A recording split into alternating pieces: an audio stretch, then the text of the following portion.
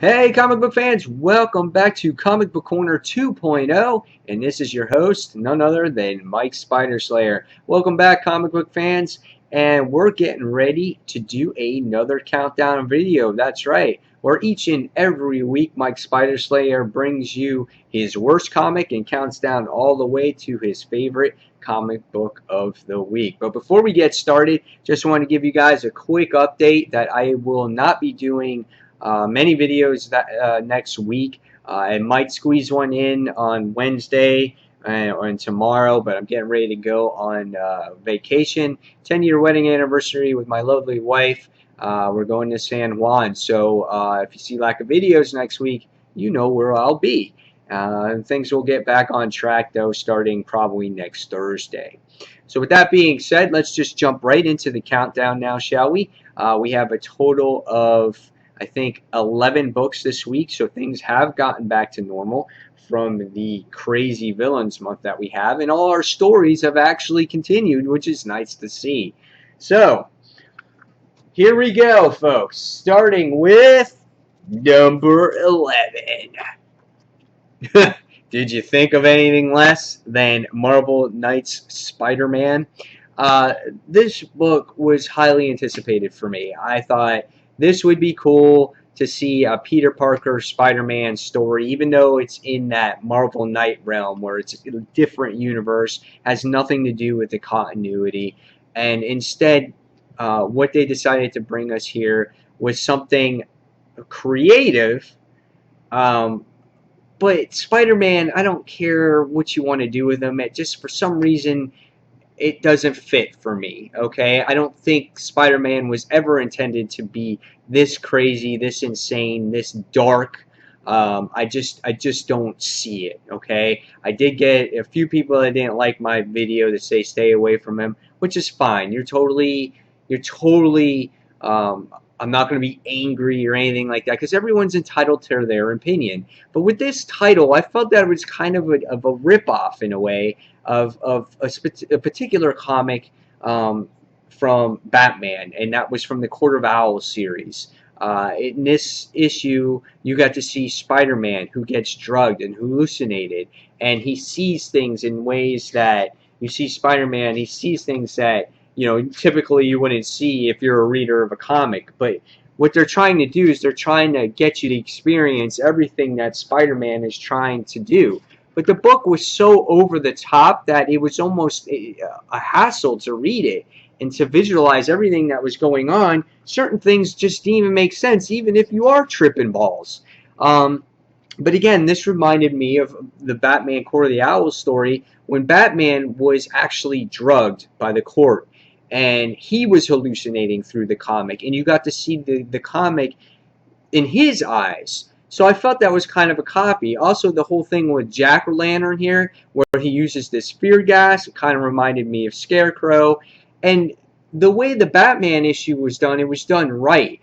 They made the reader go through a chore by turning the book upside down to reading certain pages. Some things were a little wacky in the book that were, that you could tell that Batman was drugged. Where in this book, it was so all over the place and so dark, it was just insane. There were some pages that it was hard to make out, and it was really a rough book, and I just didn't enjoy it. And I can see why people did enjoy this, but I didn't enjoy this issue whatsoever, and I didn't like it, and I'm giving it a 1 star just for the fact that it was good creativity, but it just doesn't fit Spider-Man. It really doesn't. So that was number 11. Number 10. Superior Foes of Spider-Man issue number 4. Last issue had me guessing and wondering, how is this series going to continue to be interesting for readers? And there was lots of dialogue had to deal with Silvermate's head, getting it on a platter, things of that nature. And it was so dialogue heavy that it got you bored. This issue wasn't nearly as dialogue heavy. However, I did not find this issue very exciting. I thought that the issue had its moments of goodness, but I felt at the same time it was, again, a lot of dialogue heavy, and it was kind of slow, and it didn't keep me all that interested in this particular issue.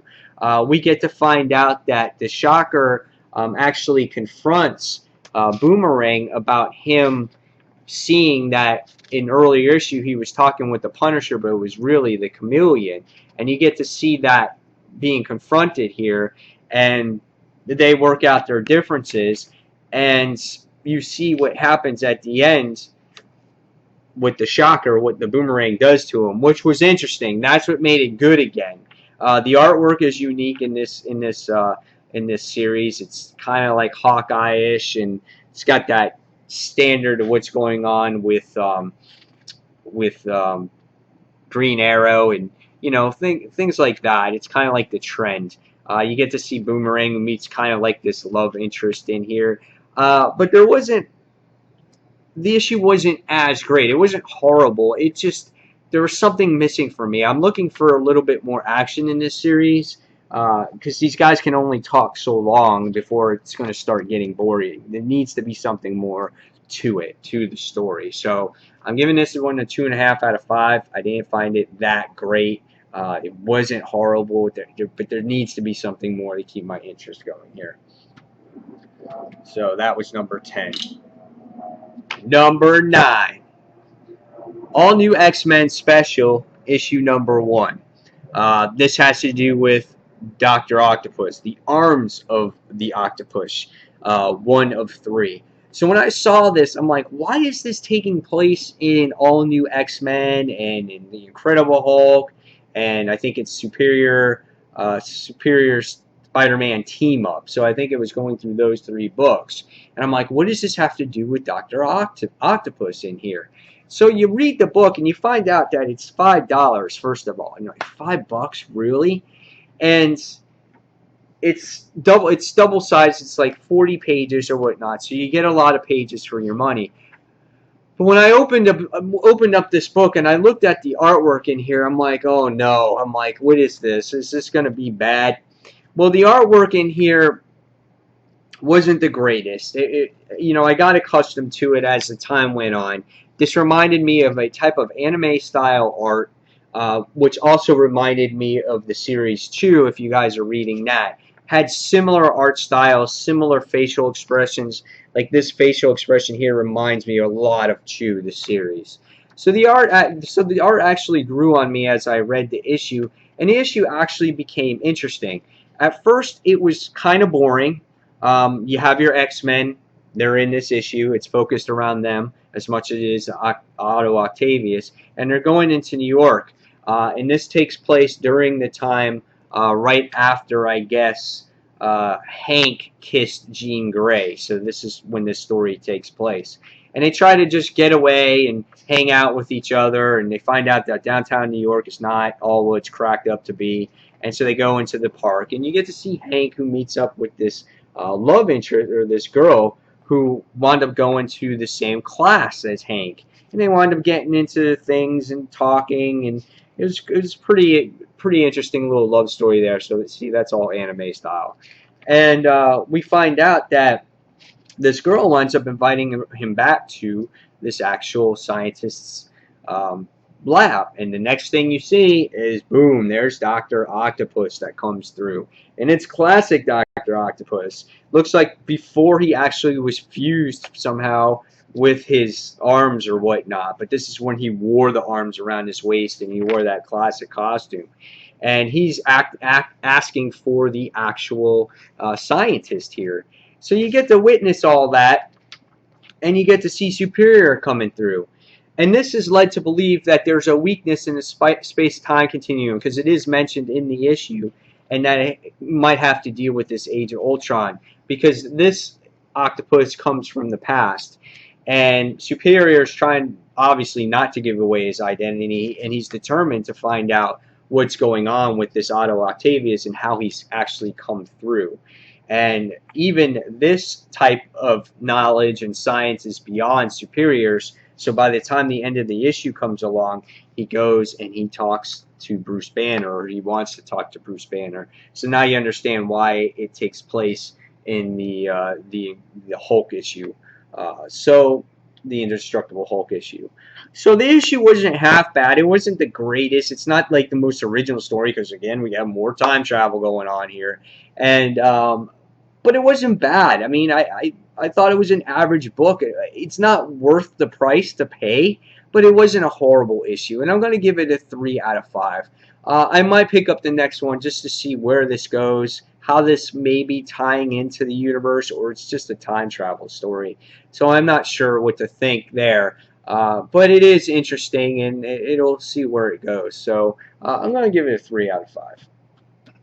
Next, we have issue number 8 on the list was Star Wars issue number 2. Now the first issue was just awesome. It was great to see the movie aspect, but told in a different way. So everything that you were familiar with in the Star Wars universe was there, but again, it was told in this different type of story. Real interesting here. So I wanted to see, what did issue number 2 have to, how was the story tied into here? Well, right away at the beginning of the issue, you get to see Luke Skywalker, who is a George Lucas-like character, who is the Obi-Wan Kenobi in this version of Star Wars. Anakin gets left with Luke Skywalker to train him to be an actual Jedi. We find out that there's going to be this war that's actually happening, so the Death Star is actually approaching. And what happens is it's the Death Star. The Death Star approaches. It's going to destroy the planet. You get to see these types of X-Wings. These X-Wings actually go in and do battle against this Death Star. And we see that this war lasted 3 or 4 hours. But in the end, Luke Skywalker was kind of against the whole war, and he knows that there's something worse that's going to happen, and he's created treason, and the guards are going to arrest him at the end. Now, the problem I had with this book was it jumps around all over the place. You're in one scene, it goes to another scene, and it finds, all of a sudden you're in another part of the planet, and the war's going on, and there's all these different things going on, and the pacing is just, they seem like they're trying to rush things. So the pacing doesn't seem to be right there, and it makes it kind of hard to understand. You see Anakin get in contact with a woman here, but the next thing you see is he's standing here and he's training with Luke. So it just certain things didn't make sense to me, in that they're rushing things. I would rather see a larger scale or larger miniseries here than trying to rush certain things. Even the ending was kind of like, he's like, oh, you got to end the war. The royal family sits there and demands it, and he goes, okay, and then he reads something and goes, no, I don't care if I create treason, and then it just ends, and it just abruptly ends. So it just kind of didn't come together for me. I think if they can tie these things in a little bit, it would be great. The strong point of this book was the artwork has that classic feel to it. You get introduced to C-3PO and R2-D2 in this actual series for the first time, and the cool thing is it reminds you of their original concept drawings when Star Wars being created, so it stays true to that. But the thing is R2-D2 talks, and C-3PO is just has a little bit more movement. Things like that make it cool, but it wasn't that great of a story because it just was all over the place. So I'm only going to give it a 3 out of 5. So moving on to I think we're on 7. Yes, number 7. Green Lantern issue number 24, Lights Out, Part 1.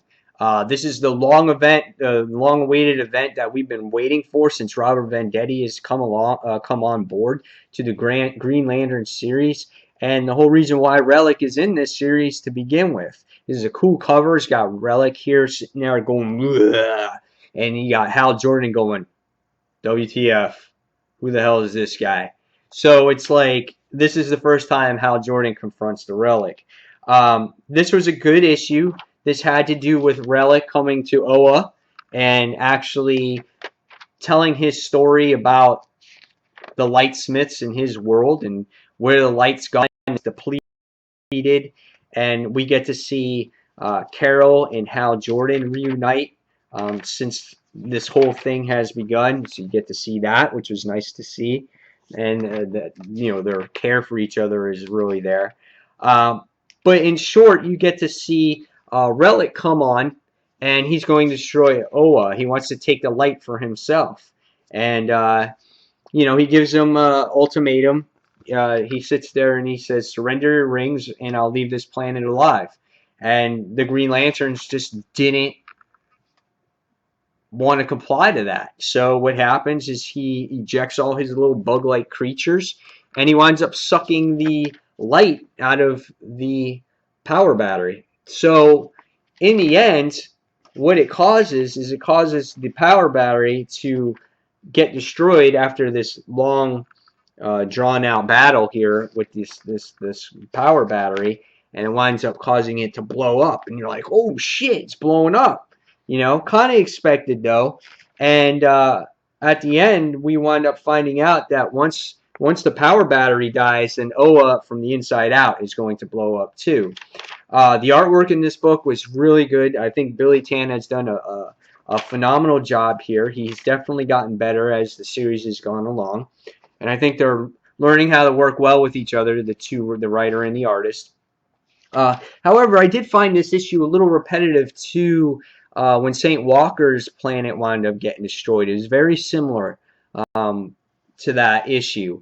But it was cool to see Hal be a leader for the first time, really, in the series. And I'm anxiously waiting to see what happens with this. It's a good issue to definitely pick it up. It's continuing in all the other Green Lantern books. So if you're not a collector of all the other Green Lantern books or a reader of those books, you will have to pick up those other issues. It was a solid issue. Wasn't the best. Again, I thought it was a little repetitive. So I'm going to give this one a 3.5 out of 5. Next, number 6, Swamp Thing, issue number 24. The face of the Cedar has been revealed. That's right, everyone. The Cedar. This is a pretty interesting issue. You wind up finding out who the Cedar actually is in this series, and you find out that he was actually put there by the Parliament of Trees to save Alec Holland. And he was put there so he could be saved to be their champion. So they wound up giving him, the Parliament wound up giving him certain powers. And this is him right here, like the Avatar of the Green. So he can do that. But in this whole issue, he winds up trying to prove his worthiness, which is the Cedar, and saying that I can do it. I can, you know, I can be the Avatar of the Green. He's like, let me show you, you know. And Alec Holland or Swamp Thing wants to show the Parliament that he's a danger, that he's shouldn't be there. And in the end of this whole issue, what happens is they're going to do a competition between each other. So you got the Cedar and you got Swamp Thing. They're going to do a competition with each other. They're going to train. They're going to get their powers up to full speed because they feel that the Cedar hasn't had his full potential. They feel that Swamp Thing hasn't had his full potential. And being that the Cedar was at half power, almost defeated Swamp Thing, they feel, well, what could he be? What could his full potential be if he had all his powers? So they're going to train and do this huge battle against each other, and the winner will become the Avatar of the Green. This is a truly interesting story. I definitely can't wait to read more of this. The Swamp Thing has been good. I think Animal Man's going to be making an appearance in the book soon. And I liked it. I gave this book a 4 out of 5. It was a very good book. I suggest you guys, if you have an interest in Swamp Thing, check it out. It's a good read. I just started reading about 6 issues ago. It's fun. So 4 out of 5. Next is number 5.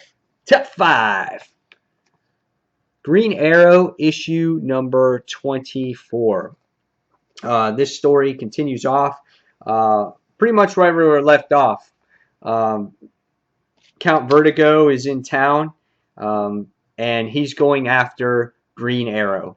And Green Arrow is damaged. And what I love about this book is the artwork, how it really points out the centers of a major situation or an injury or something that happens in this book, and it does it really well here. Jeff Lemire writes this series, and again, I forgot the art. Andrea Sorrentino is the artist here. Again, Count Vertigo's in the issue. If you look closer, you can see when Count Vertigo is using his powers, you can see that he's just destroying people. So you go like to normal, and then you go to like veiny, irritated parts and things like that. It's really cool stuff. But again, Oliver McQueen is injured, and he's working with Shadow to try to stop Count Vertigo. And you can't sit here. He can't do anything. He can't even shoot the bow arrow. So he can't do anything in this particular issue except stay back. And Shadow is the one that has to go out and stop Count Vertigo. The interesting part in this issue is that the dynamic between all the characters, and that this is a good jumping on point here, because you get to see was it Naomi, and you get to see Henry work together, and you get to see Shadow work together with Ollie. So that's an interesting part in this particular issue. And then you get to see how much of a cruel asshole Count Vertigo is, but he's truly after the Green Arrow here. You get to see a mystery character. I forgot the guy's name. He was in the last issue, but that was like a month ago. And it's pretty cool to see him because, again, that artwork points out certain things that's considered a weakness for Shadow. So you see all these highlighted boxes here. And it says, exposed, temple, lethal damage, thin fingers, easy to break. Cape can be used to incapacitate. So there's different things that our new villain that you see here sees that can destroy Shadow.